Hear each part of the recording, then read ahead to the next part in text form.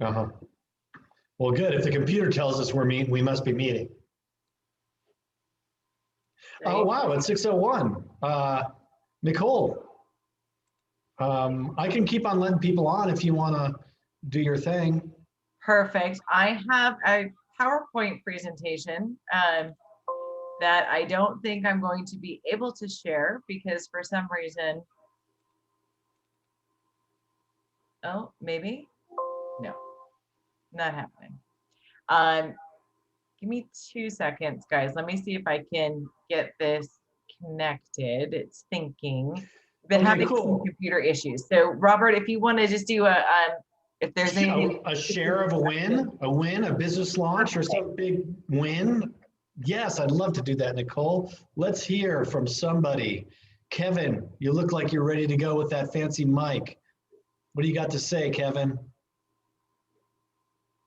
Oh, you're muted. So Kevin is one of our, so Kevin Leipzig, Oh. really quick. So Kevin Leipzig and April Ballestero, they're going to be speaking to you guys. I talked to you a little bit about this last week. And so we can't pick on them. Okay. We can pick on anybody else. Kent, right? Kent, are you there? Earth to Kent. Let's hear from you, Kent. What's up? How's the business going? If you're close to your computer, you could unmute, say hi. I'm unmuted. I'm also stuffing my face. Oh, okay, cool. I think I still have pizza in my teeth, so we're good. And I have a very pre-venture going on. It's still future tense, but it's been a wonderful class. I've really enjoyed it. I've been a fly on the wall pretty much, but all in all, it's been a good experience. Okay, so what is the future, what's the vision? Ken? The seed of my idea is an aromatic mustard from which I will grow a product line from. So it's cultivation of a mustard plant, and then you're going to productize it with a... Could be cultivation, but no, typically I'm talking with a flower or a powder. Right on. My mouth is watering. It'd be good on my pizza, probably. Mustard? I've never thought of pizza. I've got all kinds of ideas and applications, but not pizza. Okay. What's the biggest roadblock you have that we can help you with? Current career and personal issues. Oh, that's a hard one for us to help you with, except... Yeah, no doubt. Not today. We have Miss April who will absolutely be able to address that. So, okay, I'm ready to rock and roll. Thank you guys for your patience. Okay, thanks, Kent. I am going to share my screen and we'll get this going.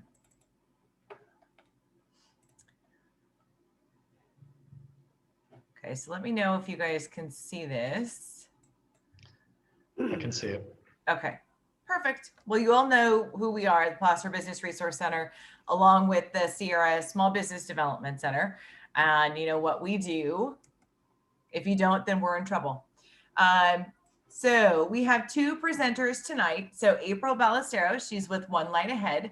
She is the founder of One Light Ahead and this very successful consulting agency. She's a strategic life coach, speaker, and has taught many speaking engagements all over the place. Kevin Leipzig is the owner and founder of the Chamber Resource Group. And Kevin has 25 years of experience in sales, marketing, and business development roles with Fortune 500 companies and venture-funded startups in the Silicon Valley. So just a quick little tidbit about both April and Kevin. They both have small businesses and they are startups themselves. So keep that in mind. They've been where you've been. April and Kevin are going to be giving a very brief overview tonight of their upcoming workshops.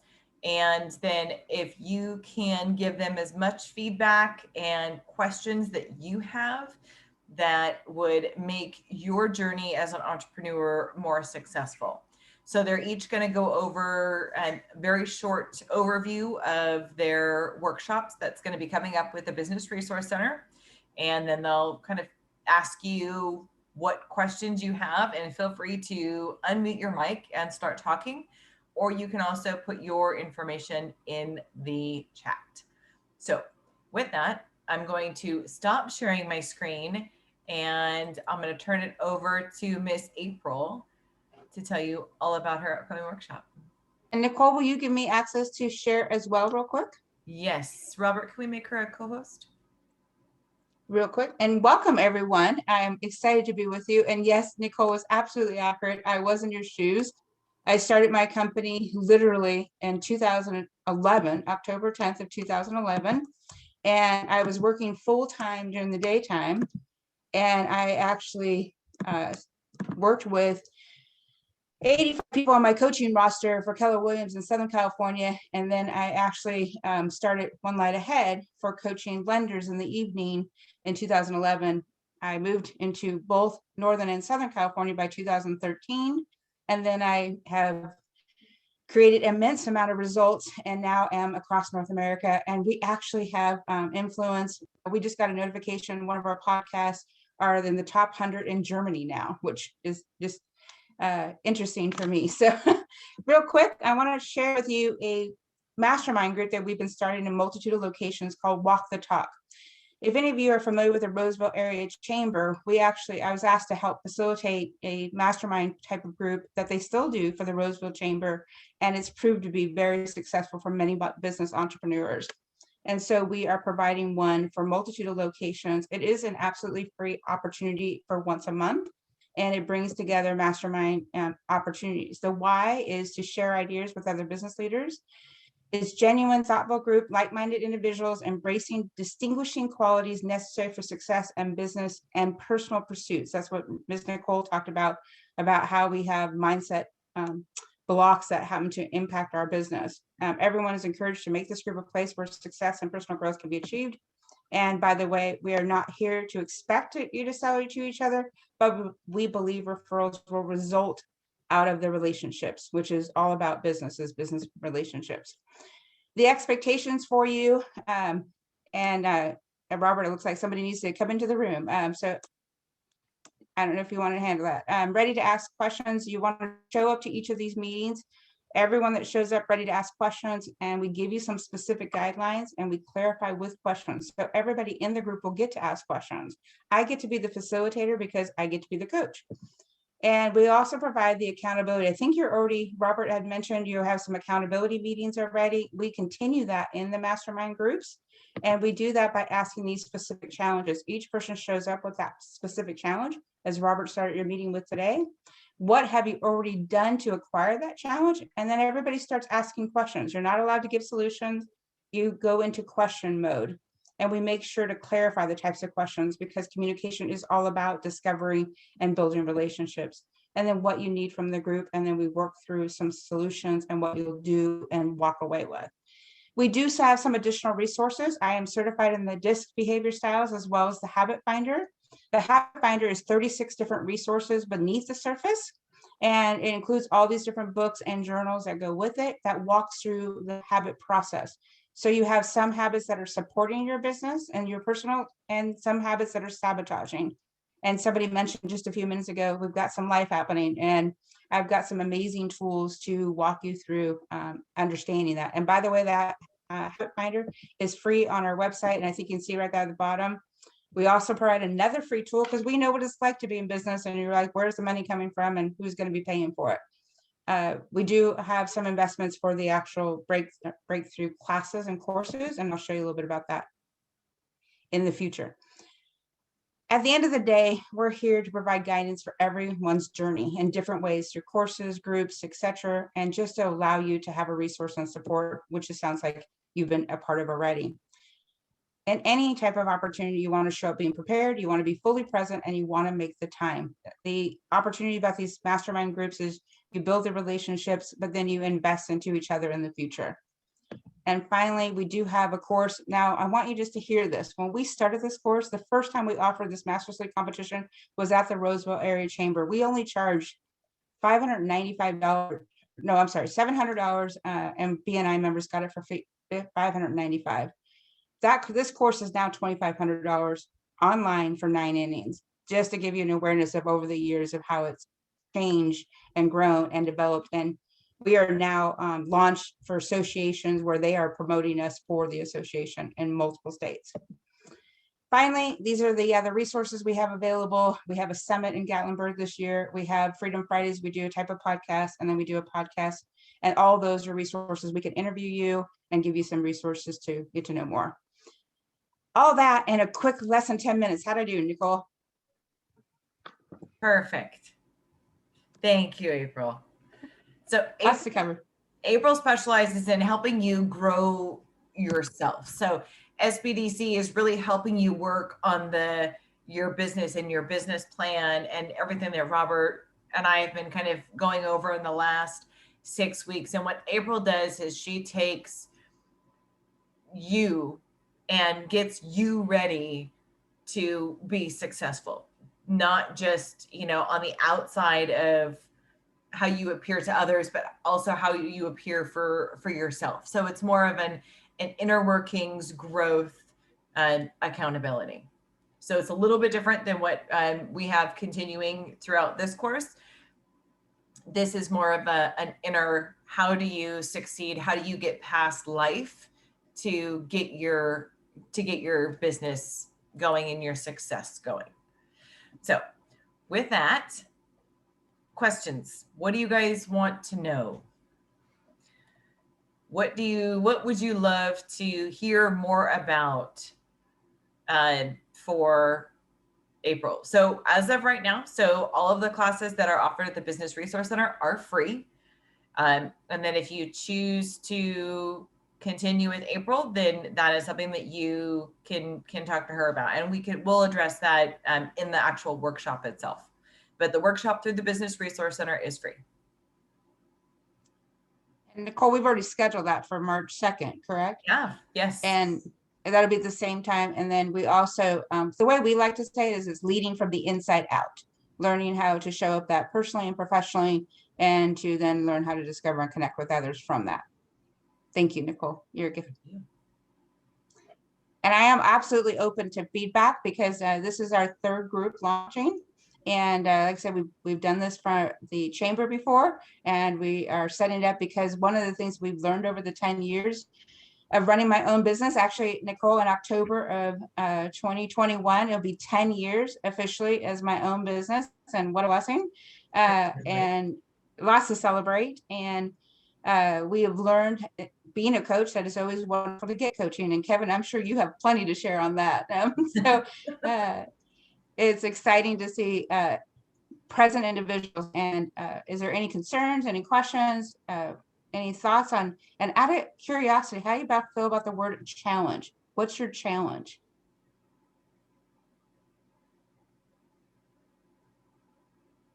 Okay, guys, you guys have been very talkative throughout the last 6 weeks, and I'm hearing crickets. Okay, so how about every challenge has a corresponding opportunity? Love it. I love the word opportunity. Thank you for sharing. Awesome. Well, if you guys have funding, yeah. So funding is an absolute challenge, and that's a challenge that we can address with Robert and through SBDC. Being able to push to the reward. Yeah, that's a good one. Absolutely. And we will, so if you guys finding time while working full-time, trying to do that life-work balance, yeah, that's perfect. Okay, so keep it coming. We have the chat, and then any suggestions I will forward to Miss April. But to keep tonight rolling and kind of on time, I'm going to thank you very much, April. I look forward to seeing you on March 2nd, and we will be in touch. Thank you. And Nicole, do you want me to hang out for the rest, or? You're more than welcome to. Otherwise, you can sign off. And may I answer one last question, then I'll get everybody take over the room and listen in on Kevin. Is somebody said, why would we work with April for free? And what would be the benefit of it? And one of the things that all of you will get to learn over the years is when you give, you gain. And one of the gifts of giving is recognizing that people get to experience you. And I just interviewed one of the attorneys I get to serve, and he said when he observed me doing a free class, he saw who I was and how I showed up, and he chose to work with me. So I just wanted to make sure to share that thought. Awesome. Thank you so much, April. Okay, so with that, I'm going to go ahead and turn it over to Kevin Leipzig with the Chamber Resource Group.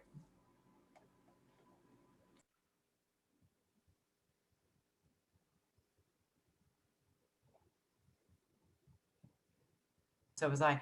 Kevin, you're muted.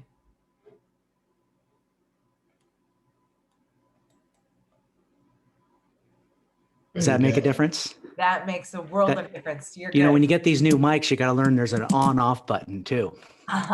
Right. So thanks for the time. And I love what April said about, you know, giving. And that's really what I'm trying to do with my business. And as you shared with my background, you know, born and raised in the Bay Area, worked for Fortune 200 companies in either business or marketing development roles, was part of some very successful and some very unsuccessful startups. And essentially, my wife and I decided to move out of the Bay Area about 10 years ago. And as I looked into new careers, quite honestly, the last thing I thought I would do was get into the insurance business. And I quickly fell in love with it. I really found that there was a need to help small business owners, new business owners, really understand, you know, what they need for insurance, whether that's liability insurance or workers' comp insurance. And so when I moved to, when I moved to Auburn, I joined the Auburn Chamber of Commerce. I went through their leadership program, was very impressed about what the chambers were doing to help small business owners. So I created essentially the Chamber Resource Group. And as I shared with Nicole the other day when we spoke for the first time, I really admired what the Resource Center is doing, you know, in Placer County. And I'm trying to do that as well with the Chamber Resource Group. So the Chamber Resource Group is specializing in helping the new business owners, the small business owners throughout California, but realistically, most of my clients and most of my marketing focus is Placer, Sacramento, Nevada County. And although my core expertise is in insurance, the business I'm building up, the vision is to be a true resource center. So I've been working on and have developed relationships with legal professionals, bookkeeping professionals, consultants, really building that resource center with the ability really to serve small business owners. I'm also in the process of building out some Facebook community groups to help my clients and small business owners market their new business. And so when I reached out to Nicole, the conversation was really around what can I do to serve the community and be a resource to help with any type of insurance related questions, whether that be when do I get insurance? What type of insurance do I get? What is workers' comp? And so when we spoke the other day, we thought we'd build a kind of an insurance 101 presentation on the basics of insurance, the most common types of insurance, how to shop for insurance. So the goal today is really, I'd love to get, you know, both Nicole and I would love to get some feedback on what you guys want to hear. What do you think is important? What are the questions you would like answered? So moving forward, we can build a presentation and have that be of value to the new business owners. And that's what we want to find out tonight. Wonderful. Thank you, Kevin. Yeah. Okay. So you guys have been asking the last couple of weeks, you know, especially after Panda, what do I do for insurance? What do I need? How much do I need? Well, now is your opportunity to let Kevin know what your questions are, and we will build a workshop around what your needs are. I had a question. If I am looking to start like a farm-based brewery and tasting room, is there any minimum insurance that I will need to get, or any recommendations as far as all that goes? Yeah, so there's essentially, and I I appreciate the question. So there's really three answers to that. One would be depending on the brewery, whether it's in a retail location or not, whether you're going to have people in the building, you would look at and look at what they refer to as a BOP policy or a business owner policy and or a general liability policy. So there's certain factors that drive which policy would you'd want to have to protect your assets. The other component is workers' compensation. So when and if any employer hires even a part-time employee, you legally need to have workers' compensation insurance. So again, liability protection to protect you, that protects your it protects any claims against bodily injury or claims against accidents that could happen at your location. And then again, workers' compensation for any type of employees you would have. Yes, so we're getting quite a few questions. Thank you very much, Daniel, for that question. We're getting questions on workers' comp, general liability. So I think those are some definite topics to hit. Minimum insurance requirements. So a medical facility compared to a gift shop. How do you set your liability limits? Great questions. Yeah. Workman's comp prices, are they set? Or just a consulting business? Okay, great questions. Just briefly on workers' compensation, the cost, the contingencies on the cost that somebody would pay for workers' comp is directly tied to the payroll.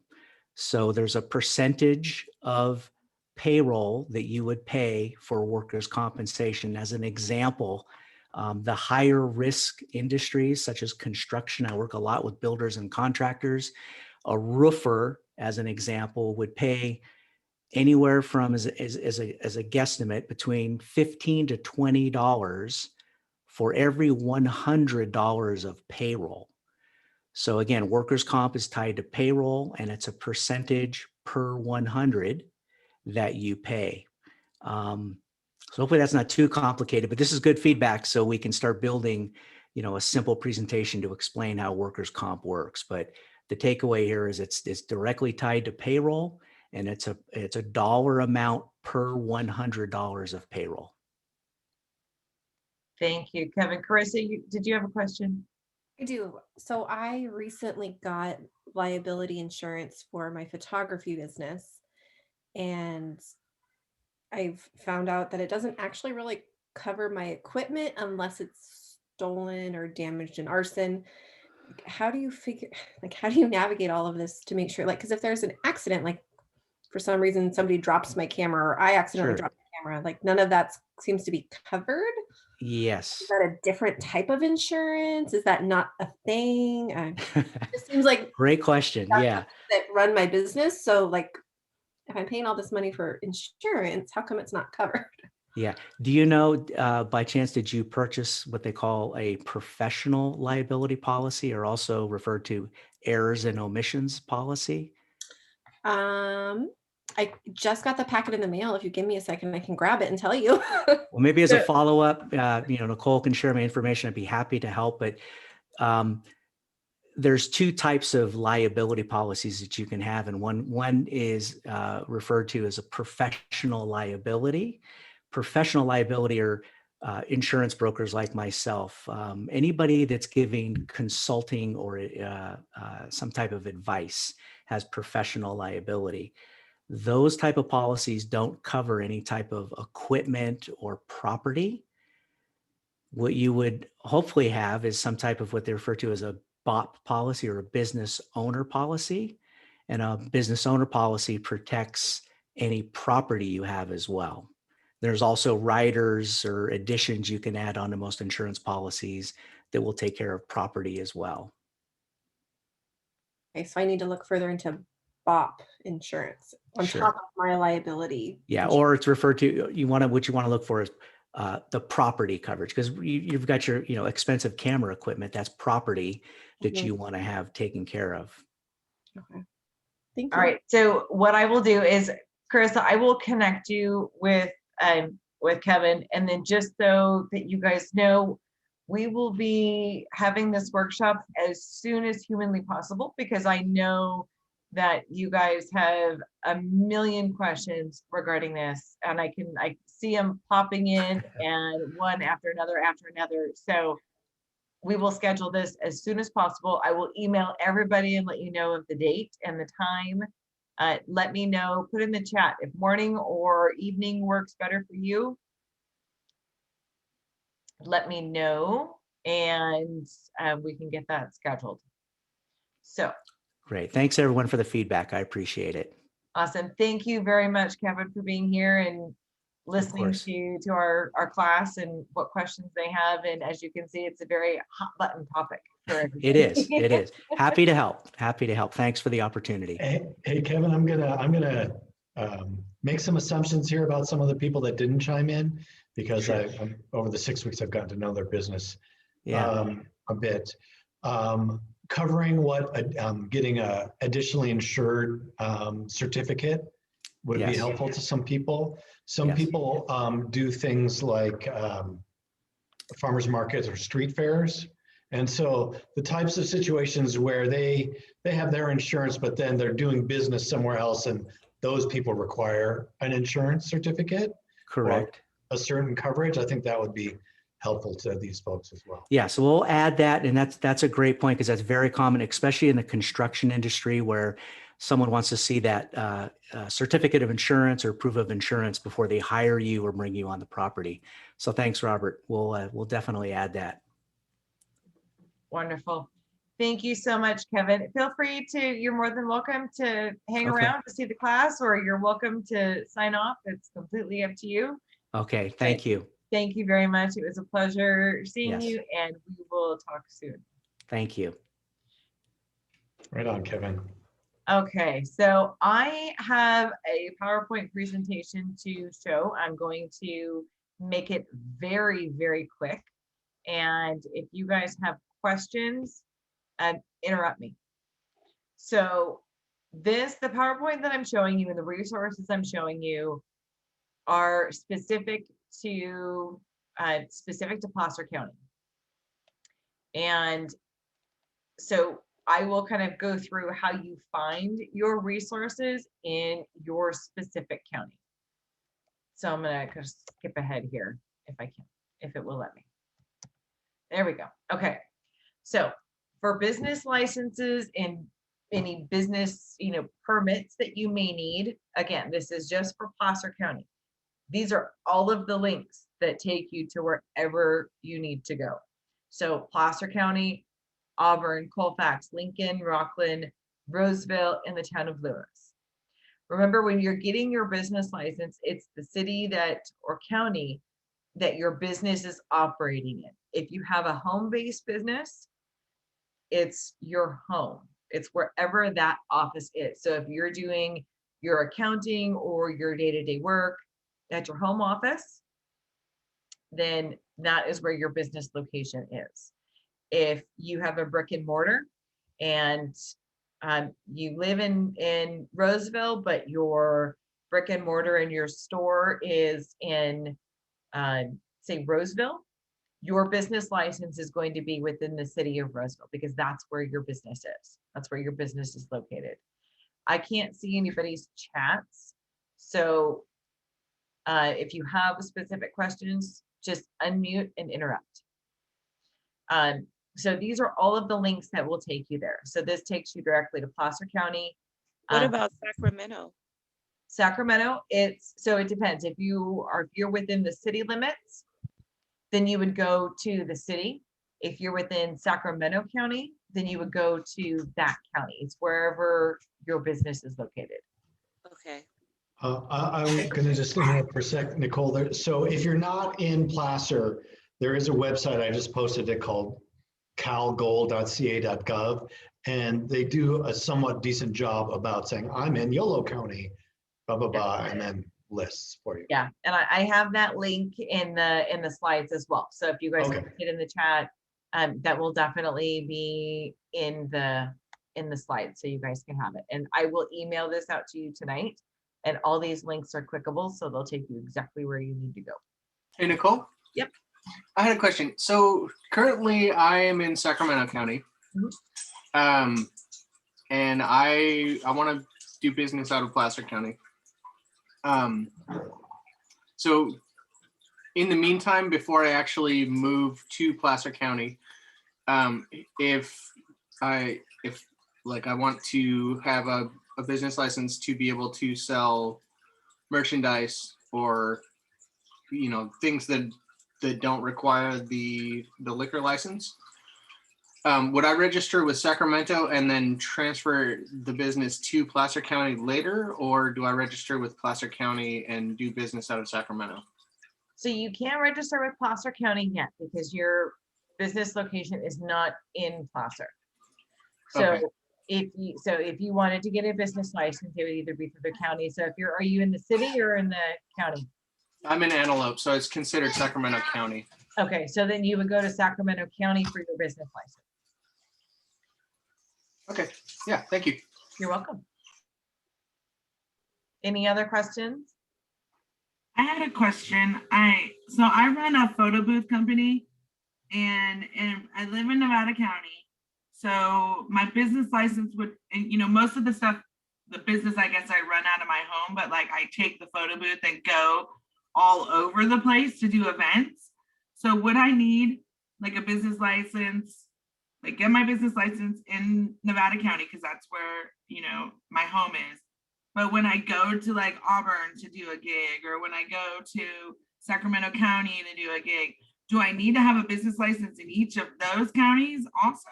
No, No, you don't. just No. Nevada County. Yeah, there are. I did that when I first started, and I had like all these business licenses in all these counties, and it cost me a whole bunch of money. And then I was like, I don't think I'm doing this right. Yeah. So getting rid of them in each county was kind of a hassle too, because they were like, what do you mean you're not doing business anymore? And I'm like, well, I'm still in business.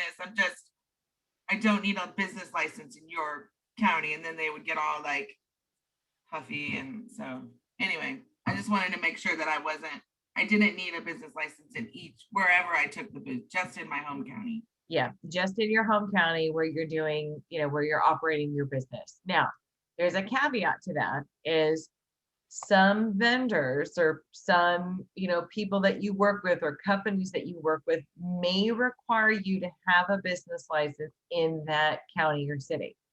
So verify with them that they're fine with your Nevada County business license, and you aren't required to get one in their county if they say anything.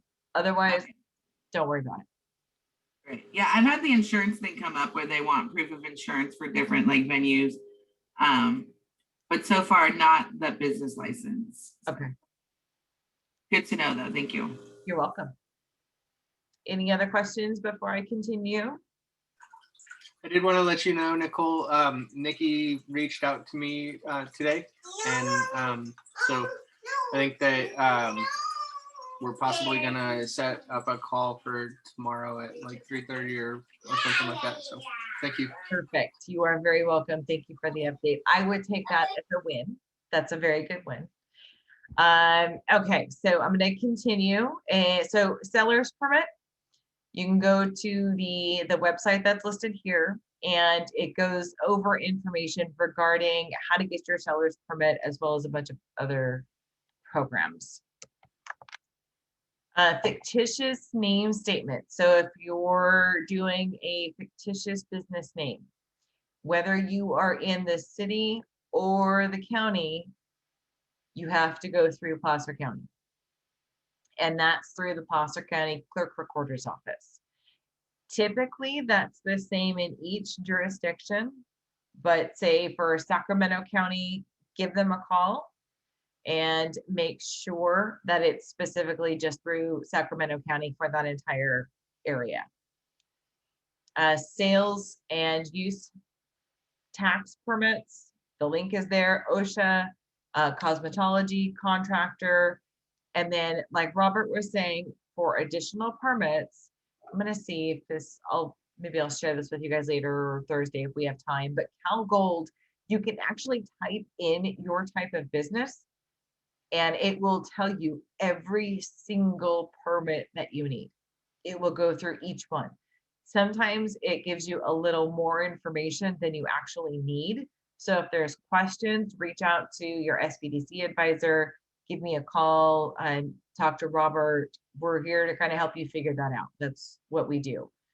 And then health permits. If by health permits, it's environmental health.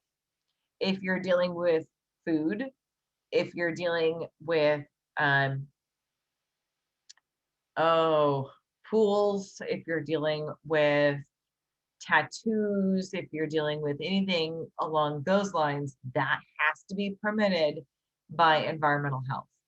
And that's regulated by the state. So environmental health, it's one department for entire counties. So for Placer County, including all of the cities, it's Placer County Environmental Health. And that link will take you directly to their main page, and you can see everything that they manage and how to go through their permitting process. Questions? Okay, I'm going to keep going.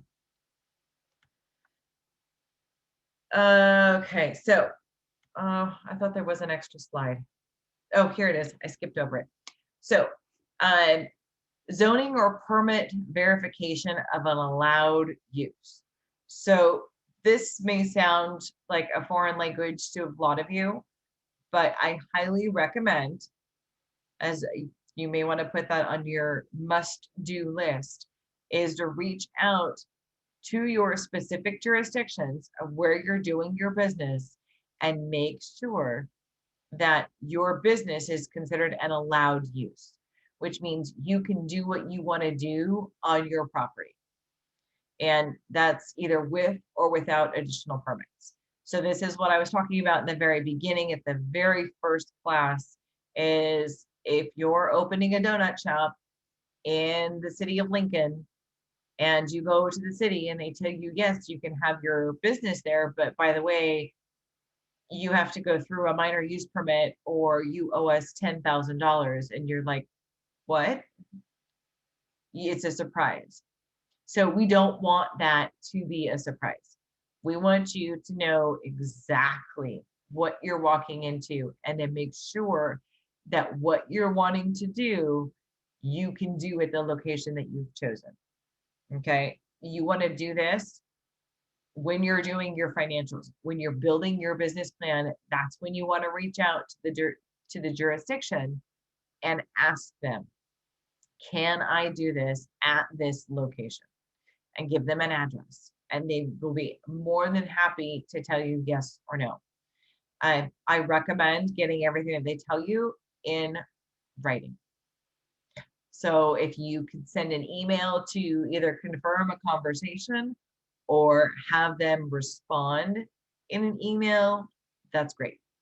That way you know who you're talking to, you know exactly what they're stating it is allowed or isn't allowed, or if there are any permits that are required. You'll have all of that. So you can take that and then call me, call SBDC, call whomever, and get your questions answered. Okay. So I think with that, before I get in trouble for Robert for going over my time, I'm going to wrap it up. So this, again, is all your business resources. So this is for the Business Resource Center and then for Sierra SBDC. One thing I do want to note, if you do not, if your business is not in Placer, I want you to reach out to either Robert or myself, and we will connect you with Sierra SBDC.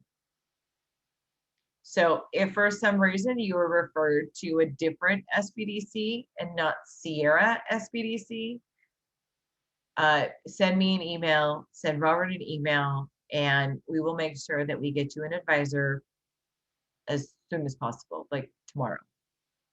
So that's just a point of clarification. So if anybody has any issues or had any issues, we got that figured out. So I'm going to stop sharing And that way I can see everybody's face and take a look at the chats. Christy, did you have a question?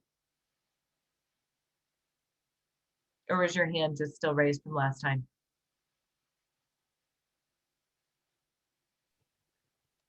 I think it was raised from last time. Yeah. Okay. Let's see. Does anybody have any questions? Yeah, go ahead, Daniel.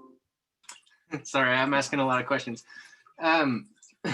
So if I was going to be doing internet sales of like t-shirts and decals and stuff to just sort of get my name out there and gain a little bit of extra revenue to begin with, is there usually any kind of restrictions as far as zoning goes for that, or are you usually able to just, I mean, I'm producing them at home with my Cricut, so. Yeah, no, typically not.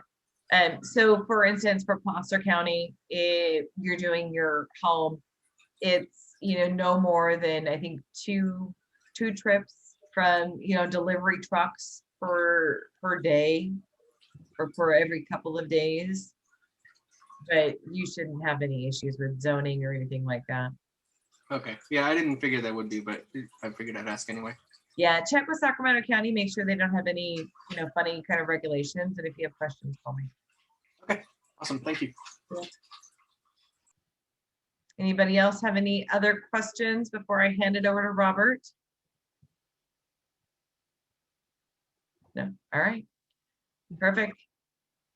Thank you very much, Robert. Sorry, I know I went over my time. It's okay. Yeah, no, it's super, super valuable. I was a little bit surprised how many questions the course were centered around these permits and everything. Yeah. So yeah, it's important. So I want to put a finer point on this issue of SBDC consultants and some difficulties people having getting connected. If I put myself in your shoes, I'd be like, now what am I supposed to do? This is supposed to be easy. What's happening here? So as promised from last week, Nicole and I did try to track this down. This is a government agency, I'm just saying.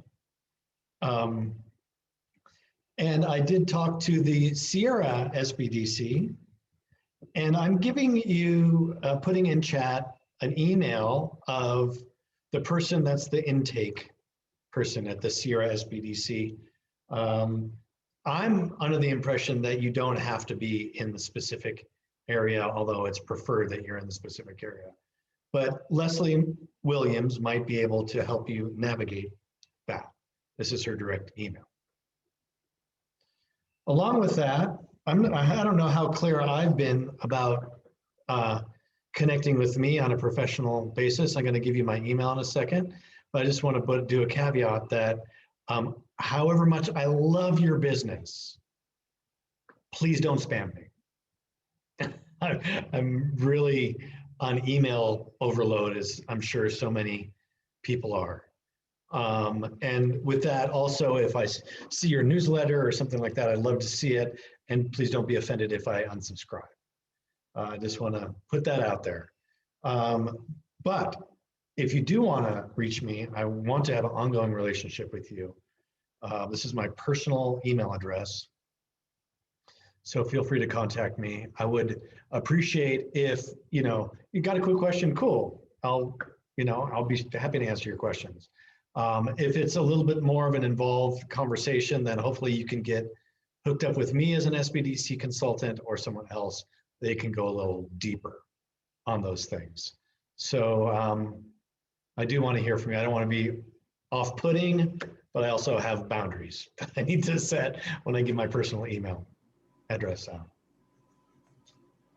And then Nicole, you've been getting emails from Nicole, so I know you have her. I know you have her email address. Okay, I'm going to play catch up on a few things that already went by today. One was this question of funding and how to get funding. It's a hard area because it's not easy to get people to give you funding. Funding is a challenge. It's a real challenge. And so there's many ways to fund a business. Primary ways being your own pocket, a loan, and then venture capital or private investors. And is it easier to get funding if you're an LLC? All those, like, it depends. It's one of those it depends. If you're self-funding, that's the easiest one. Spend it until the the account runs out. I wouldn't necessarily suggest that you do that, but run the credit cards up. You've heard stories about that. It's dangerous and it has its risks.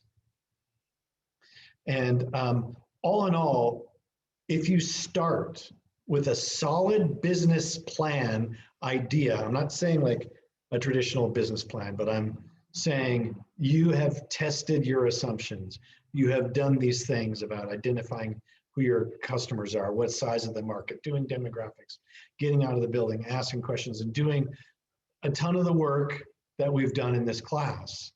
And you're really, really solid with it. That is going to get you closer to being funded and also closer to being a successful business. If you say, oh, well, I'm going to incorporate as an LLC, or I'm going to do this, or I'm going to get this certificate, or I'm going to go to these classes or whatever, it helps, but it's not going to get someone to say, here, Kent, here is, $100,000.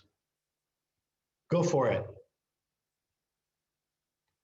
So it has to be you have to be really solid with a good idea and a good legwork to back that good idea up, because unless you've started a company, I actually did the whole Silicon Valley startups thing, and we had actually, the company brought the first consumer level wireless networking equipment to market.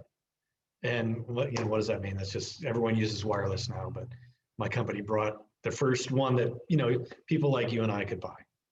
And we would go into venture capital meetings and say, here is this wireless networking, and look, here's a laptop, it's not connected to the printer, we just printed to the printer. And people, these venture capital people would say, why would anyone need that? Like, no. And we would get turned away. And then other people that had started big, multi-million-dollar startups, they would literally come with like an idea on a napkin, and they'd get $10 million. Like, there was that cult of personality kind of stuff going on. So there's no magic solution.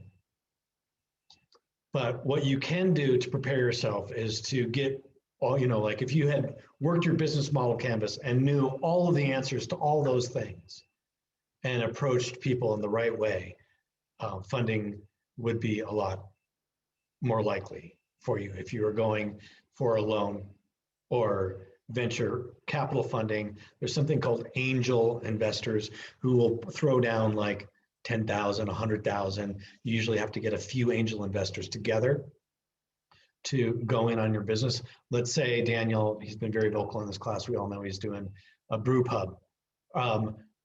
Some angel investors love like, oh, we'll buy the building. You need to own the building, because they're really interested in a real estate play.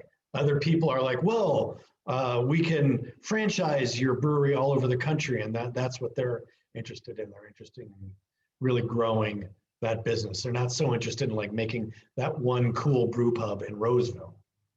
They have their eyes set on something bigger than that. So it's really finding the right fit. And if you want to go the bank funding route, you have to have collateral. I don't care if it's an SBA loan, or if it's, it's going to a bank and getting a loan. There might be some like things that are a little less requirements and some things a little more requirements, but you're pretty much going to have to put down personal collateral, your home, your whatever, signing for that. And that's also has risks.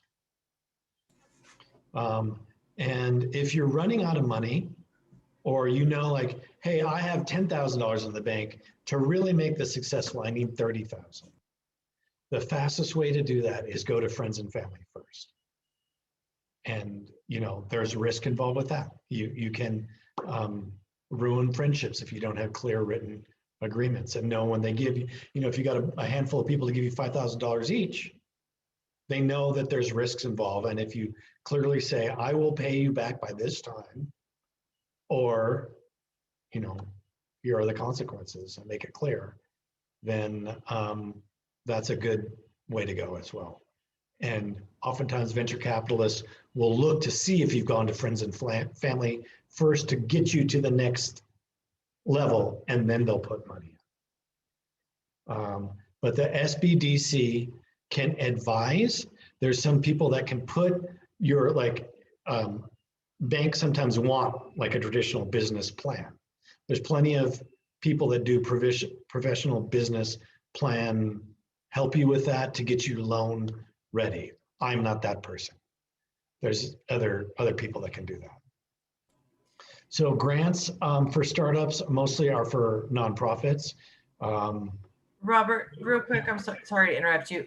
Claudette, can you unmute your mic and ask can you clarify your question?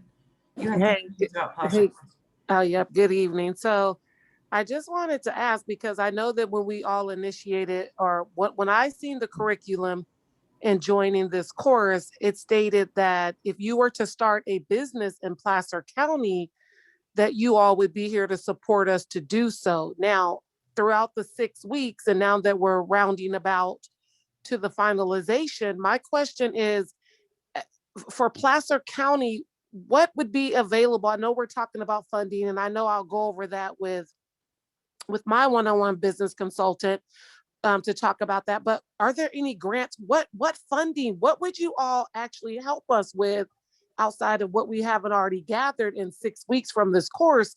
But maybe some of us have, you know, we have that niche, or, you know, we know what the questions have been in 6 weeks. But now that we're down to the core of this, how can we as new business owners in Placer County say, you know, I tried the banks, you know, I know how to go to the banks too. I've done that. I've been in my own savings account. I've been in my 401k. I'm trying to leverage not having to exalt my own resources out of my own personal versus whatever funds are available to us. What's out there?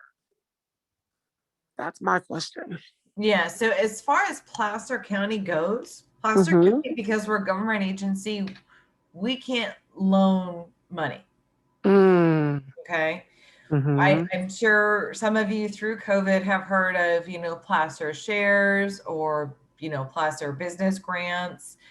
Those are for businesses that are already in business and have been in business and have a certain amount of annual revenue over the year and have been affected a certain percentage by COVID. So those grants were available for businesses already in existence. Those grants have, that application has now closed. There may be something in the future, but as for right now, it would not, thank you, Robert, that those grants aren't available through Placer. What we do for Placer County is make sure that you have the resources that you need to get you connected directly to lenders. And that's all done through our partners, whether it's SBDC, whether it's the Women's Business Center, whether it's, you know, Veterans Business Outreach. There are a lot of programs and a lot of opportunities that may be out there. It's just making sure that you're aware of those. So, yeah, so that's what our main role is. If for some reason, Claudette, you're not getting that question answered with your advisor, email Robert, email myself, and we'll make sure that we point you in the right direction. I have another question though. In regards to, we're talking about COVID, we're talking about launching of new businesses. I do recall seeing some information that came out via the state that did speak of the PPE or specific grant money that not only would be available to people who have already established businesses, but I do recall seeing something coming out of the state of Sacramento that was talking about the funding. I don't know, has it landed in each county yet, but the funding that would possibly have additional funds under this $1 trillion, all this money that none of us, God forbid, knows where it's going to be dispersed to. But is there any heads up on that? I mean, I heard what you were saying about the grants for established businesses, but what about up and coming? I mean, our whole, at least my thing for getting into this course was, I seen the news article that said, hey, if you're starting a business in Placer, we're here to help you. And let us help you, but not saying you have to throw money our way, but so we don't know if there's going to be any grants for us that are starting up new businesses, or no? Yeah, through Placer County, I can tell you right now, probably not. Okay. Directly through the county, probably not. Okay. Coming from federal funding, I don't know. Okay. Yep. Okay. Are you connected with an SBDC advisor? Yep. I'll speak with her. Yep. Next on the 24th. Yep. I have my yep. Talk to her about the PPP and okay, what updates they're doing to that. Okay. And if there's anything that you could benefit from that. Okay, great. Thank you. You're welcome. Claudette, I just want to say, and to anyone else that was confused or we confused you in regards to funding, I'm sincerely sorry. By no means did we mean to mislead you or overpromise and underdeliver. So I'm sorry about that. No worries. Thanks, Mark. I hear your frustration. Yeah. Yeah. Thank you. 100%. And then real quick, sorry, Robert, one more question from Wendy. The 10,500, that program, that's through Health and Human Services. That is called Help to Hire. Okay, so that's through Placer County HHS, and it's called Help to Hire. And that is still ongoing. So it's one CalWorks employee, part-time, and we pay the wages up to 10,500. So would we just contact Health and Human Services directly for? I'll put the link in the chat. Perfect. Yeah. Thank you. Okay. Feel like we're getting a little sideways here. So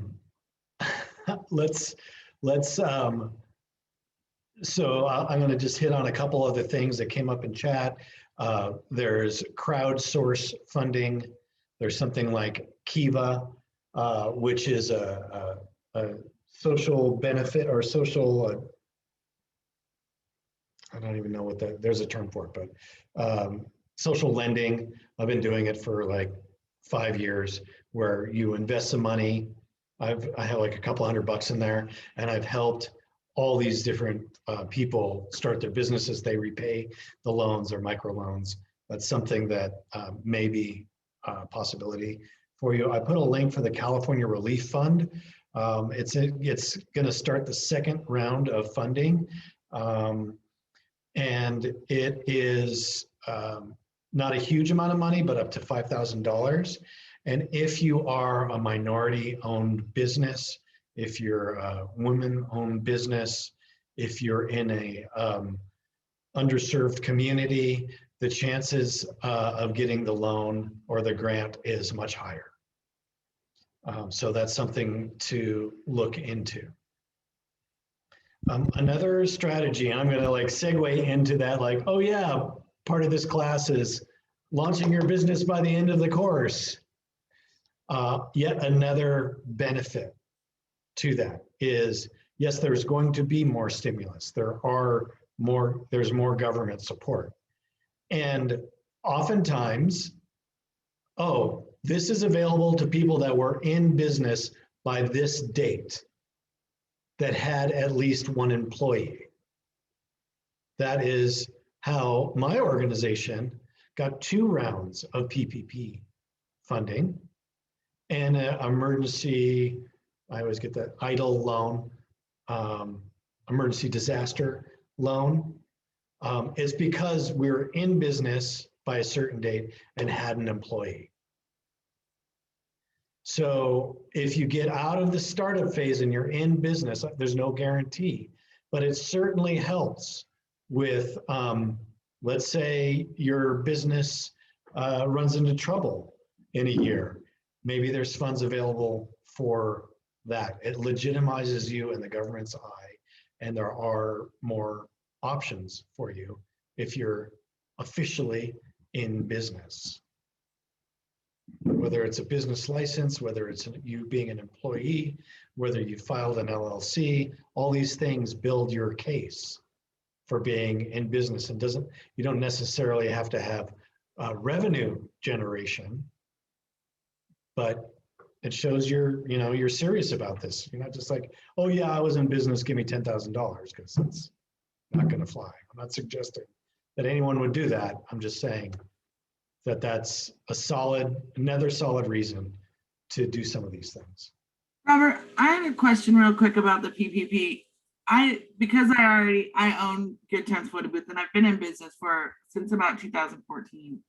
And it's just kind of like I work full time, so it's really just like a side gig that I'm trying to take to the next level or whatever. But when I looked at the PPP, for me, like I don't have any debt currently with the business. Like it's all, like you said, like owner, like I just, I pay for everything myself out of like my earned income or whatever.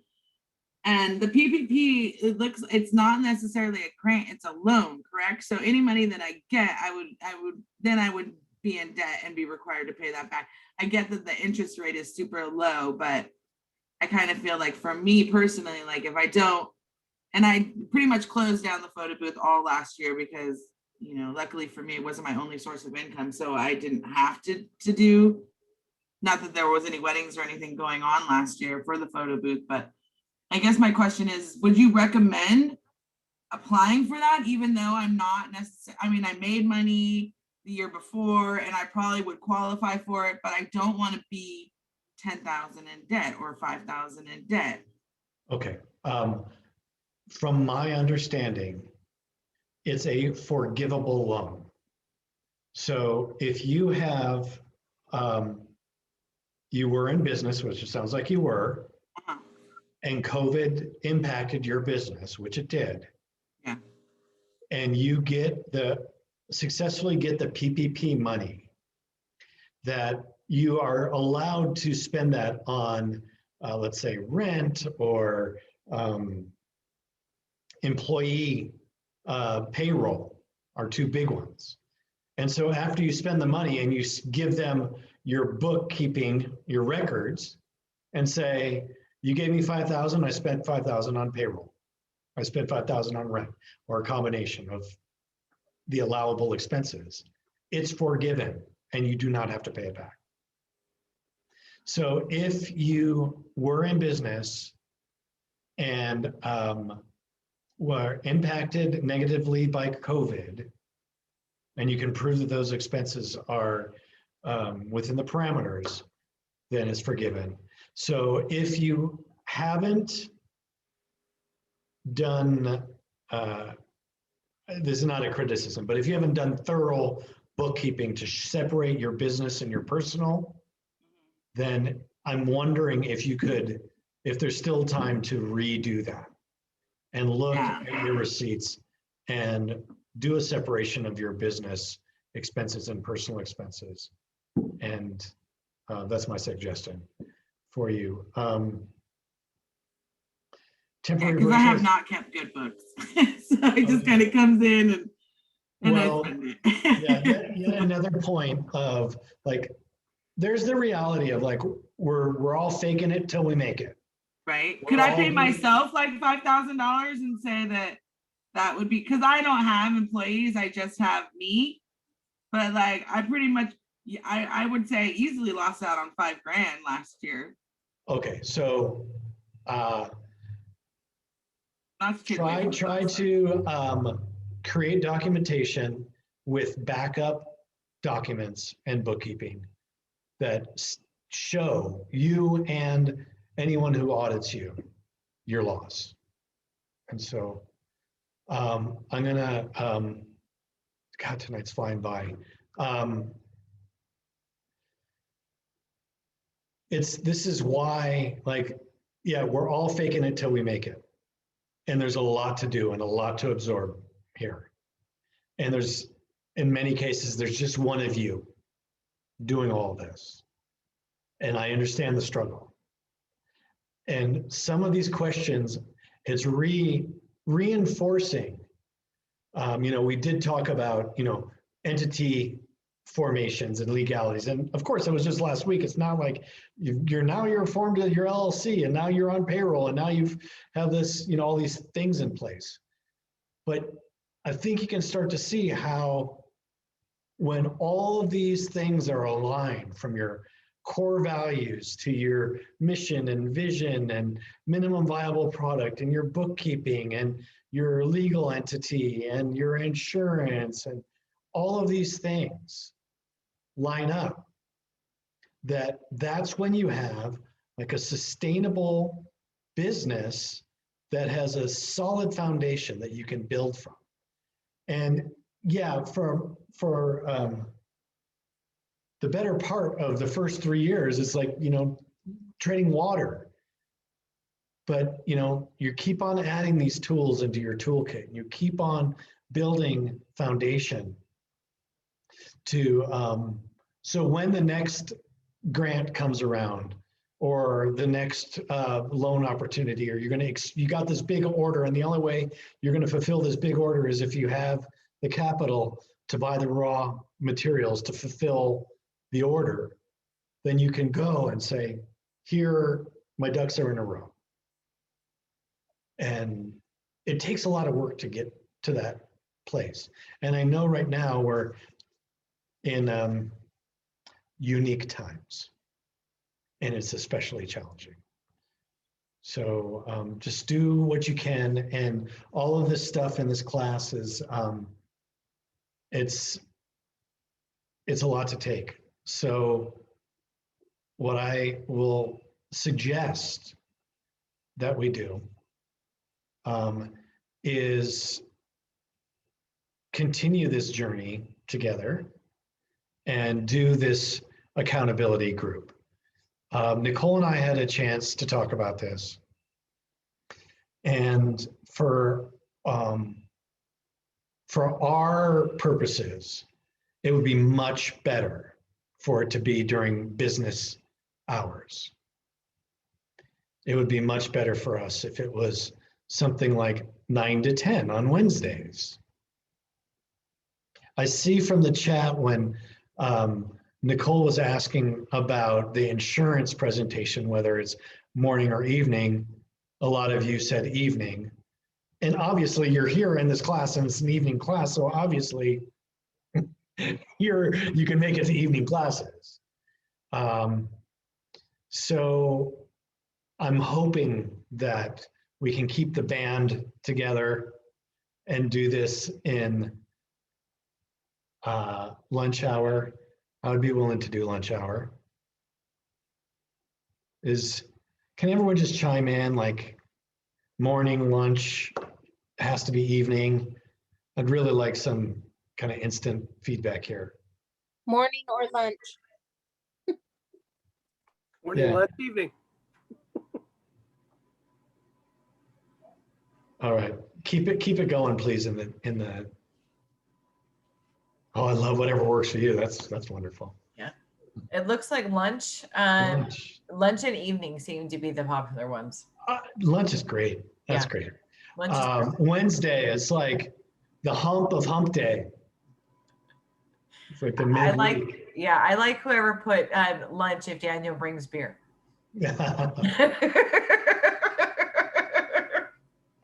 For years, I did something called Lunch and Learn, where it was in person and people brought their lunches. Like I literally ate lunch during the meeting. And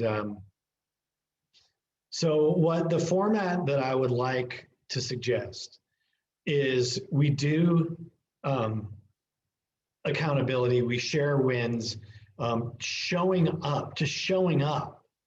And what I found is even if I'm like, when I'm part of the group and I'm not the leader of the group, like, oh, I don't want to like, oh, I could just take a nap, or oh, I could do whatever, or I've been working so hard, I'm going to let off the gas. But then I show up, and if I leave with one kernel of gold, it's worth it for me. And I almost always leave with something valuable. So showing up is a big part of it. And what I can always get feedback from the group, like, we really want help on Facebook advertising, or social media, or business licensing, and there seems to be like the kind of a group dynamic that we start to flow in a pack.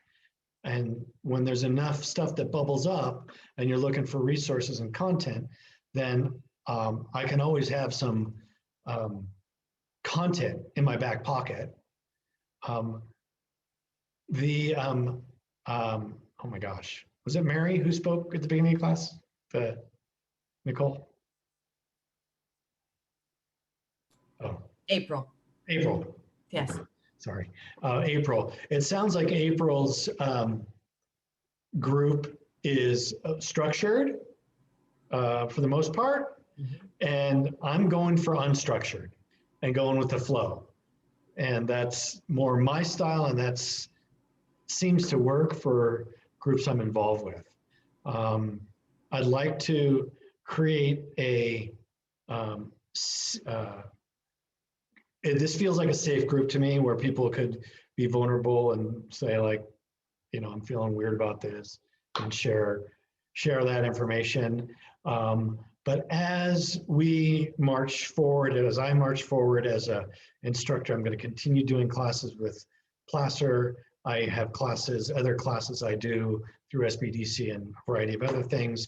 And I like to infuse and invite other class people in, so we have a constant stream of new ideas and new businesses, and people are like, oh, did you check out this new website that has this great tool? And we get more input, and it's very lively that way.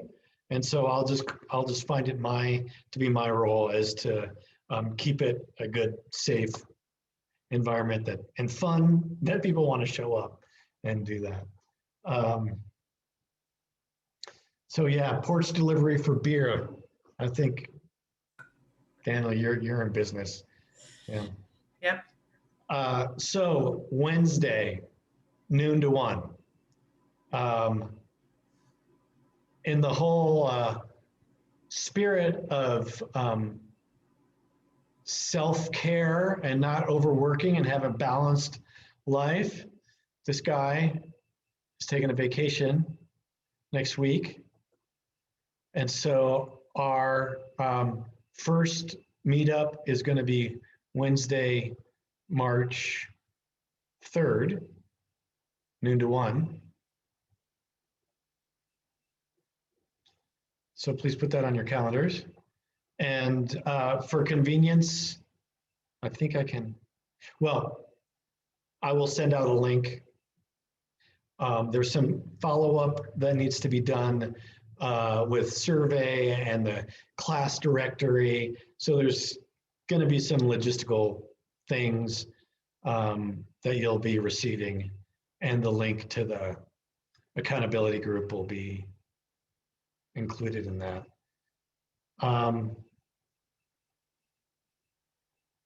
Tonight we're going to be talking about action plans. This is in the spirit of being flexible. We veered off that a little bit.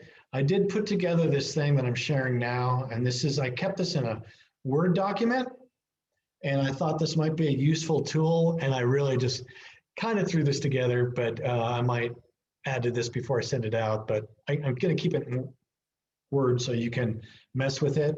And this is just kind of like a self-assessment tool, and a little bit of a review of where you're at in this class, in your process of starting up the business.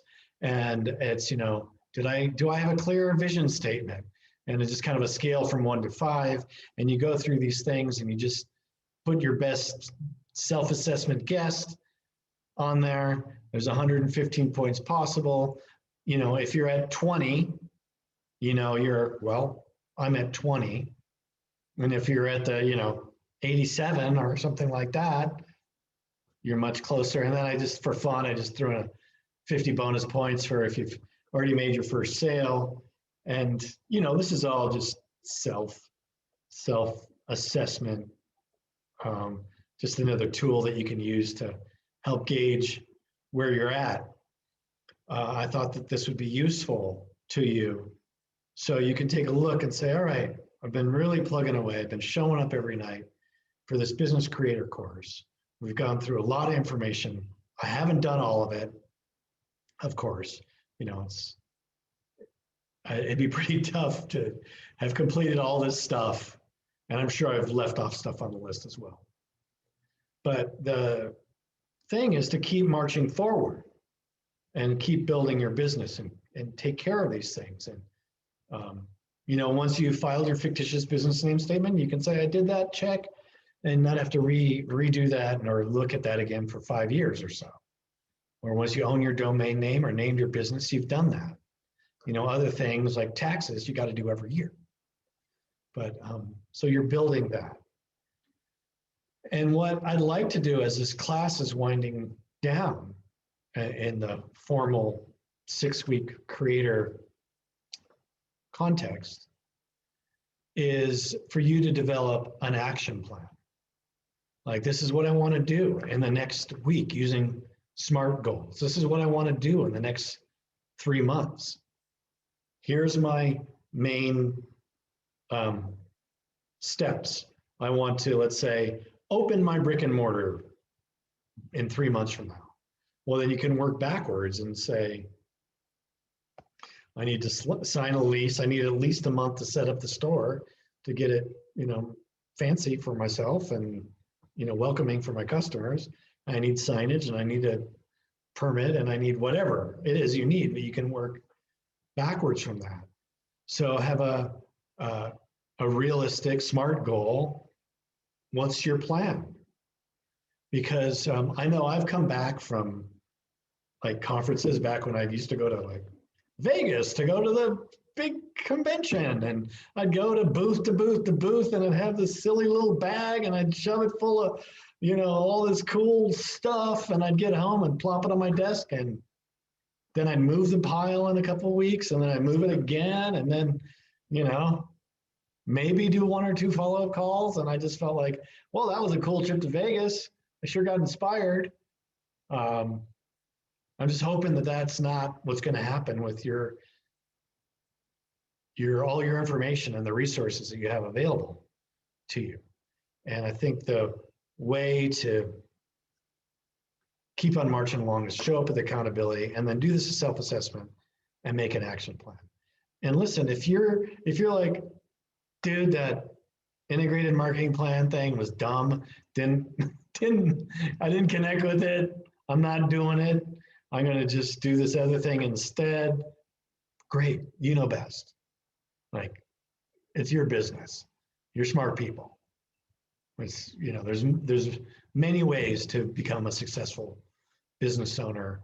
And in some ways, Nicole and I are just throwing a bunch of things against the wall and we'll see what sticks with you. So you got to be the best judge on what's the smartest, most efficient thing for you to do.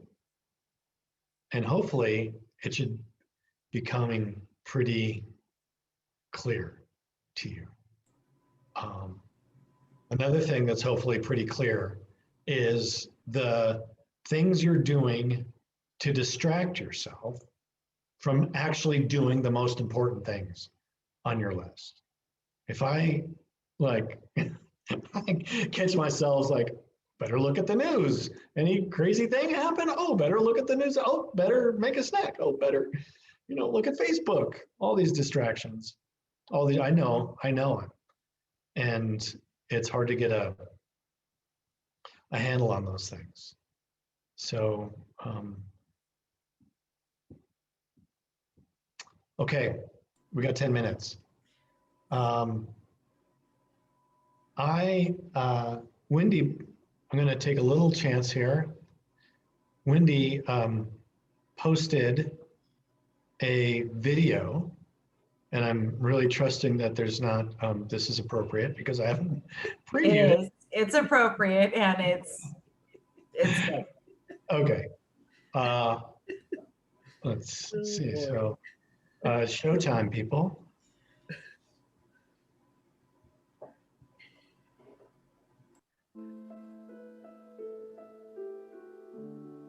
Worn down from your kids running circles around you? Swing by the Rollin' Cafe for that pick-me-up you need.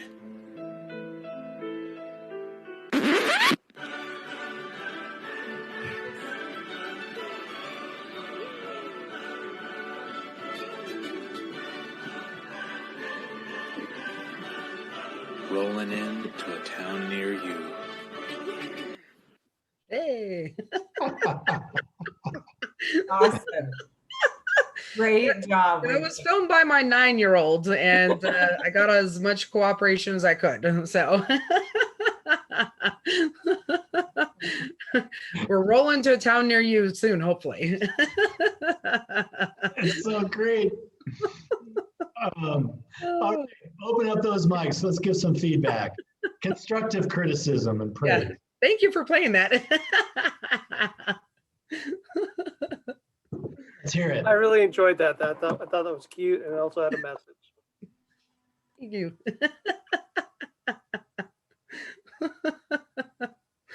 Oh boy. I like the small town feel and that you included your kids. I think that's cool. Makes it more personal. Oh yes, definitely. I caught a football for the first time, guys. So, you know. Give you props for that, Wendy. Very good job.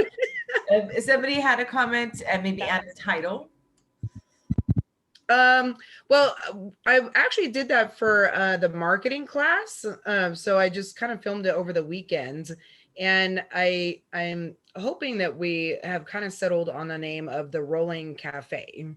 So, you know, we're just, like I said, trying to get going and kind of get our creative juices flowing. So, yeah, the Rolling Cafe, rolling to a town near you. Love it. I have a question.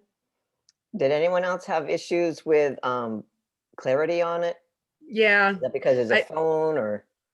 I filmed it on my phone, and my 9-year-old filmed it. So, you know, that's as good as I could get with not any professional microphones or any jazz like that. So, you know. Okay. I want to make sure it wasn't just me. No. Really enjoyed it.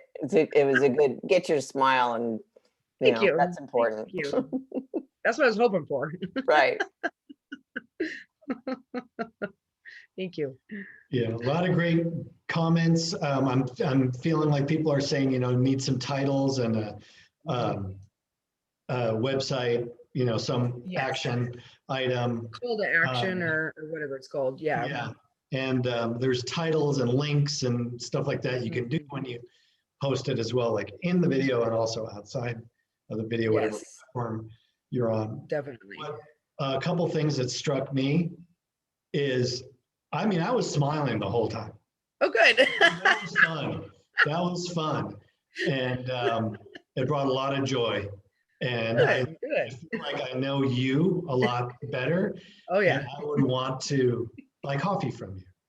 I'd want to, I want to get a smile on my face. You have kids. I want to support you. Yeah. And so that uplifting, personable humor, even because humor is hard to get it right. Yes. I'm starting, there's starting to feel like a brand developing out of that's like the character and the voice of your company. Mm-hmm. And so, yeah, I just invite you to play with that a little bit more and go for it, because everyone here seemed to really Enjoy that. Hopefully ends with a smile, right? So So what is this video class that you're taking, and maybe some of these people, classmates, want to take? it's through you guys, and it's a marketing, basically marketing. So we're working a little bit with Pinterest, also trying to get some like pictures and kind of advertising, print advertising type of things.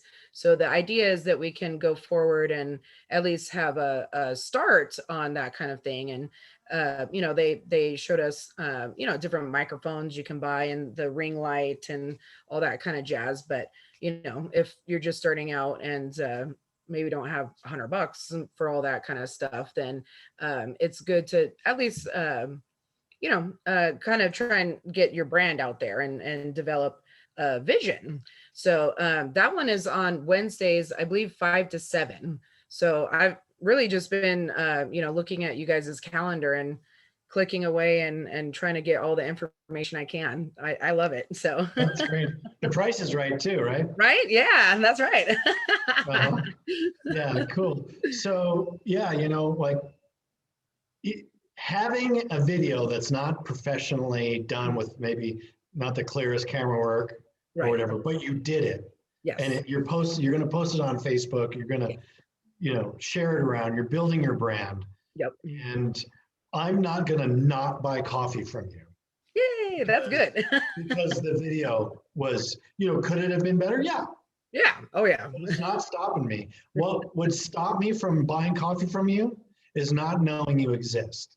Exactly. And by not doing the video and not posting it and not, letting me know about you. Yeah. So just do it more and more, and you find out what works. Or, you might start hearing from people saying like, yeah, but is it good coffee? Right. Well, then, then say quality coffee, or I don't know what you do, but there we go. keep on keeping on. I mean, it definitely felt a little silly filming it. My neighbors were wondering what was going on, but you just got to kind of get over those fears and put yourself out there sometimes, Yeah. Okay. I'm going to take one more. Carissa's saying about, will we talk about websites at all? I feel like we've covered it a little bit, mostly on e-commerce platform, but if you could open up and say what specifically you're interested in.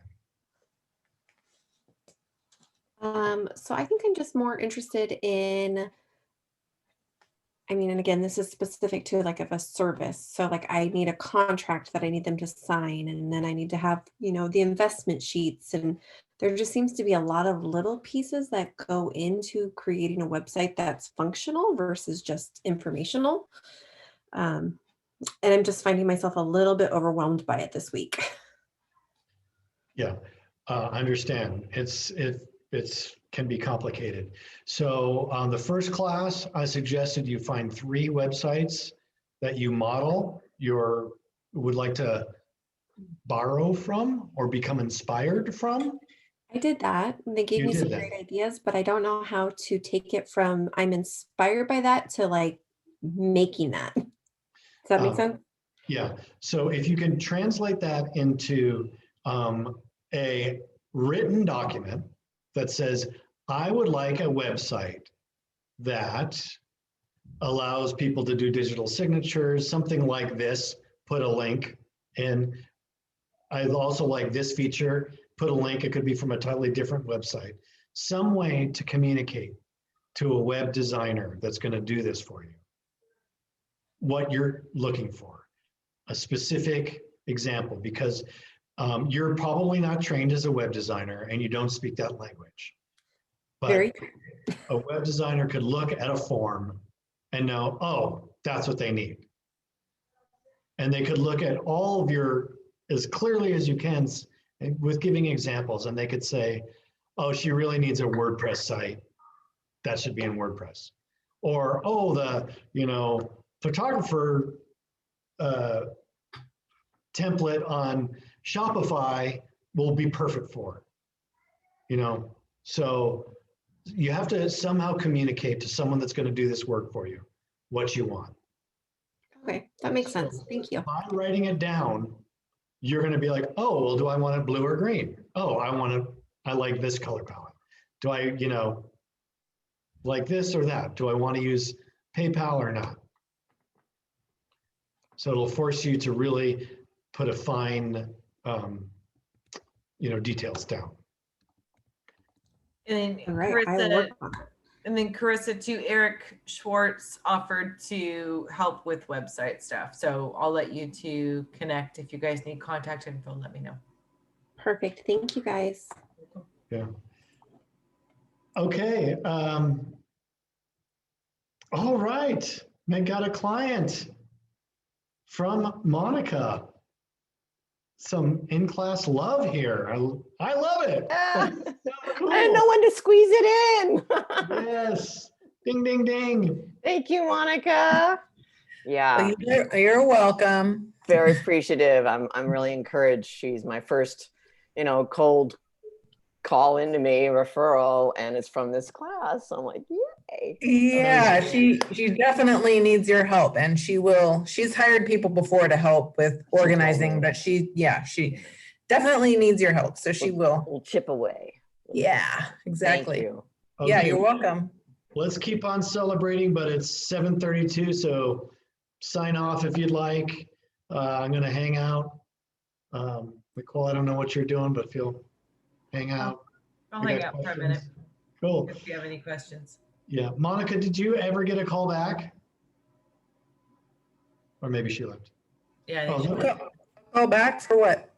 Weren't you waiting, like you didn't get called back from SBDC? No, that wasn't me. Oh, okay, sorry.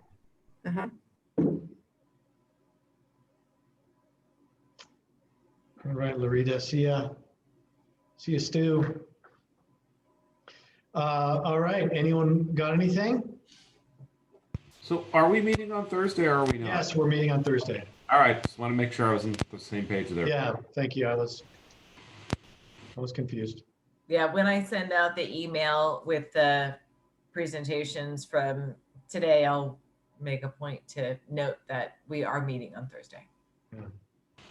And Nicole, are you sending out an email about us putting down our information and business stuff for you to compile and give out with our okay to do that? Is that coming on Thursday?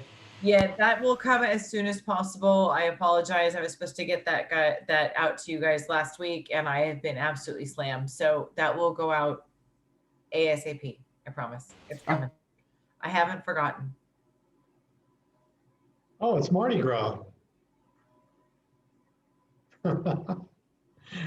Usually there's a parade in Nevada City, but I haven't even, it's not even on my radar. Okay, what do we got to talk about? Anyone need any specific help or feedback? I had a question for Kevin, if he's still around, or maybe you guys can point this. I do kind of want to try to find a CPA, someone that can kind of help me navigate some tax nuances from my service business. Is that something that he kind of helps guide you, or should I reach back out? He's more insurance. If you need a CPA, reach out to Haney Biz. They're in Rockland. They have accounting and CPA services. Haney, yeah. So HANEY, and then B as in boy, IZ. And then Ty says, Allie recommend, or somebody recommended another person last week too. That's in the chat. Jackie DiMartini. Yes, I'm going to be sending out the information for the presenters at the beginning. Thank you. I had a quick question. At the beginning of the class, you mentioned something about Google Voice. If you don't have it, get it, or something like that. Can you put that? I don't know if I have that first class still or when you gave that information, but can you put something about that in like the chat really quick so I could go set that up? Because right now I have all my stuff going to my personal phone. And yeah, so do you have a Google account like Gmail? Yeah, well, I have a Hotmail. Do you have anything Google? Yeah, I have a Google account. You have a Google account. Okay. So if you have a Google account, you can, you're one step closer to having a Google Voice. And I put the link in chat there, and you just sign up, get a good phone number. You don't have to take the first phone number they give you, try to get a memorable one. If you're a local business, try to get a business with your location's area code is helpful. If you can. And then thank you. Have an app, get the app, because it unleashes a lot more capabilities. Okay. Cool. Sorry, what was the Google Voice thing? Google Voice is a way that you set up through Google, you get a unique phone number and you can route the call to your cell phone. And so you can give out a business phone number and not your personal phone number. And it has features like you can have a separate voicemail, you can route it, it transcribes your voicemail to text. There's a variety of benefits. But the thing I like most about it is it's not my personal cell phone number. Pretty cool. Thank you. Yeah. Is it a free service that Google offers, or does it cost money? It's free. So I guess if you're not diligent about deleting your voicemails, it does count against your storage. But I mean, I had to upgrade my storage to 100 gigs, and it's $1.99 a month. It's hardly anything.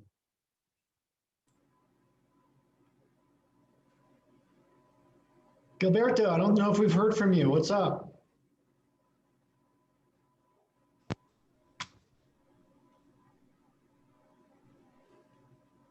Care to open up your mic? Okay. I have a question. Sure. Okay, I was wondering, like, if I get an address like at the UPS store so that I can have a physical address that's not my home address, because I'm going to do like life coaching from my home.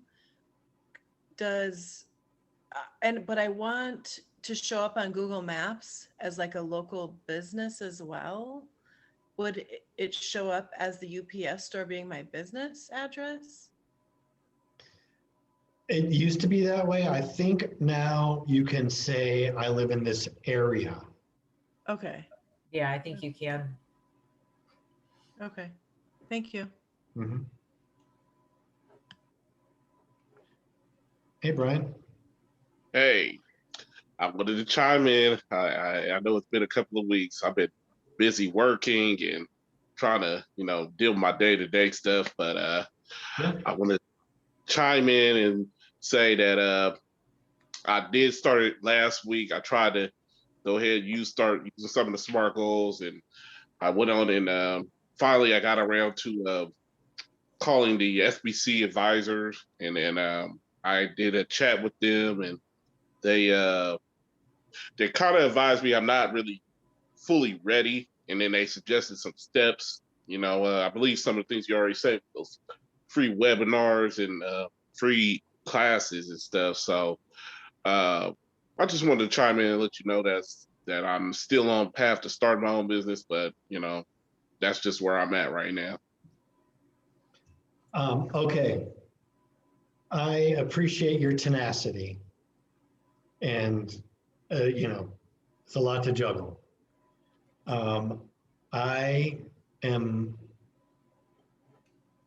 Wait a second.